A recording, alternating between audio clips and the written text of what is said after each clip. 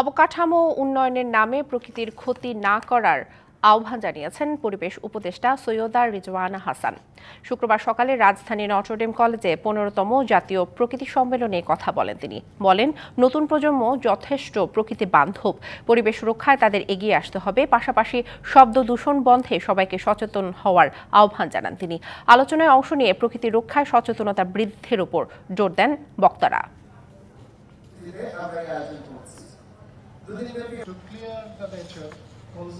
If you all promise that from today you will tell your drivers পরিবেশ ধ্বংস করে আমরা অবকাঠামো উন্নয়ন চাই না, প্রকৃতি রক্ষা করে উন্নয়নের কথা ভাবতে হবে। বর্তমান তরুণরা পরিবেশ নিয়ে সচেতন, তাদের এগিয়ে আসতে হবে। প্লাস্টিক ব্যবহার বন্ধ ও শব্দ দূষণ বন্ধে সবাইকে এগিয়ে আসতে হবে। If you all stop carrying plastic water bottles